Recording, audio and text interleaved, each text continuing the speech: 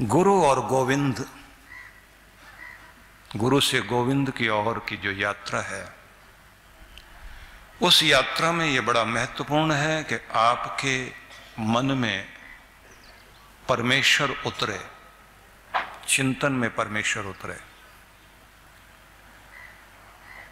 इस तरह के प्राणों तक परमात्मा का नाम उतर आए, आते जाते श्वास में उसका नाम सिमरन चलता रहे।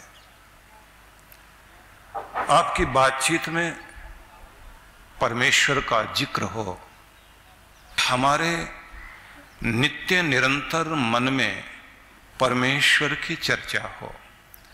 परमेश्वर की चर्चा करने के लिए हमें इस बात को ध्यान रखना होगा, जैसे कबीर साहब ने कहा कि तुम्हारा जो ये देह है, इस देह को समझो कि परमात्मा का मंदिर है।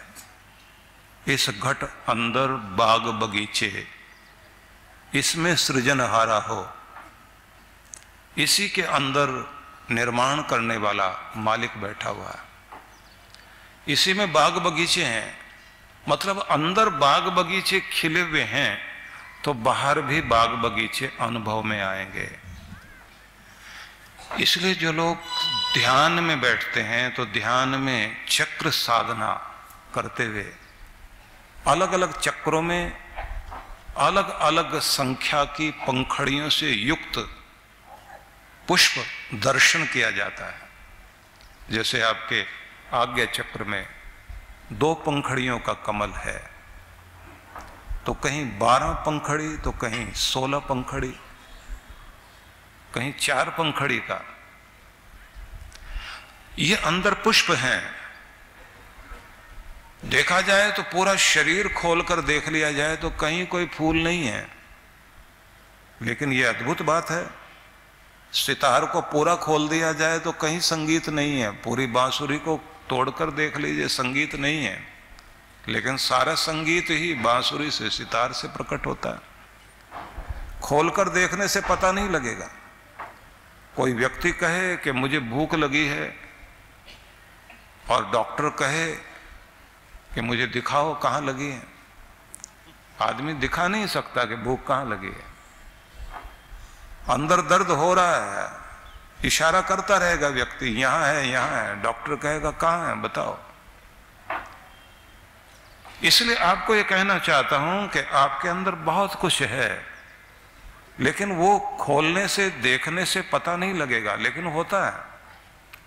तो आपके अंदर जब ध्यान में बैठेंगे तो कुछ ऐसी चीजें फूल की तरह अनुभव होंगे, जहां पर अलग अलग तरह के रंग, अलग तरह के स्वर, अलग तरह की शक्तियां आपके अंदर विराजमान हैं।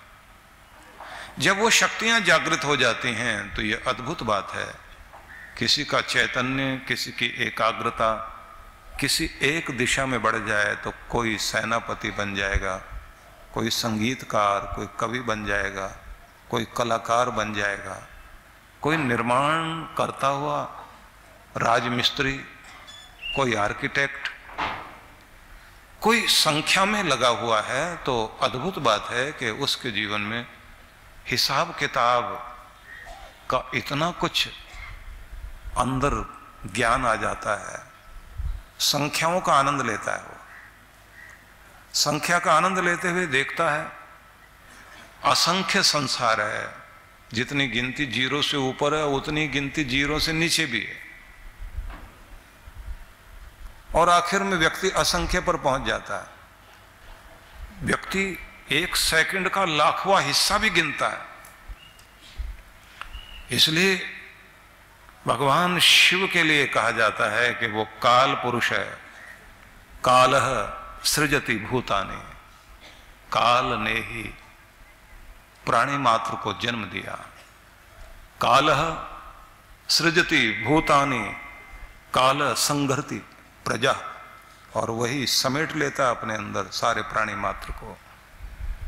सर्वे कालस्य वशग, सभी काल के वश में है। काल पुरुषाय नमो नमः, इसलिए उस काल पुरुष को नमन करते हैं। तो काल पुरुष परमात्मा, लेकिन उसने इस शरीर के अंदर ही तरह तरह के वो रूप जो आपको बाहर दिखाई देते हैं सब अंदर रखे हुए हैं। इस घट अंदर बाग बगीचे, इसमें सृजनहारा हो। इसी के अंदर बाग बगीचे हैं, इसी में सृजन करने वाला, निर्माण करने वाला बैठा हुआ। इस घट अंदर 7 समंदर, इसमें 9 लाख तारा हो। इसी में 9 लाख मतलब असंख्य तारे। इसी में 7 समुद्र, इस घट अंदर पारस मोती, इसमें परखनहारा हो। मोती भी, हीरे जवाहरात भी अंदर ही हैं। प्रश्न उठेगा कि इतना कुछ अंदर है तो पता कैसे लगे? तो देखिए, किसी ने अगर बहुत सुंदर डिजाइन किए, किसी ने डिजाइन किया ताजमहल, तो किसी ने एफिल टावर, किसी ने चाइना की दीवार बनाई, जो आश्चर्यचकित कर देती हैं चीजें। निर्माण करने वाले व्यक्ति के मन में पहले कल्पना आई, पहले मन में आपके आती है चीज और उसके बाद में कागज पर उतरती है। मन में नहीं हो तो फिर कागज में भी नहीं उतरेगी।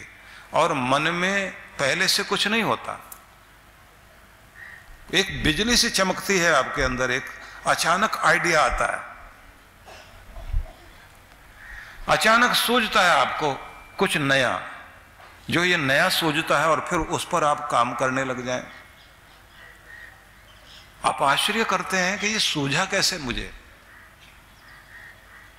जब भी आप अपने मूड में होंगे, जब भी दुनिया से बेखबर, चिंताओं से बेखबर, जब भी आप शांत और जब भी आप आनंद की अवस्था में होंगे, उस समय किसी एक चीज पर ध्यान टिकाकर उसको मस्ती से आप देख रहे हो, कुछ नया और बेहतर क्या हो सकता, और अच्छा क्या सोचा जा सकता है। ऐसे जैसे आप मूड में होते हैं, अचानक बिजली कौंधेगी आपके अंदर, आइडिया आ जाएगा और फिर नया निर्माण होता है। अब आप सोचेंगे कि आपके अंदर अपने आप आइडियाज आ रहे हैं। नहीं, अपने आप नहीं आते। बस आपको तो अपना बर्तन तैयार रखना है। बरसने वाली बूंदे तो परमात्मा से आते हैं, वहां से आकर गिरता है आपके अंदर। बिजनेस वाले को नए बिजनेस के आइडियाज मिलते जाएंगे,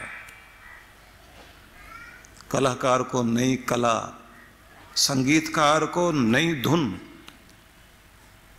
कवि को नई कविता। इसलिए जो ज्यादा बड़े कलाकार हैं वो हर समय सावधान रहते हैं।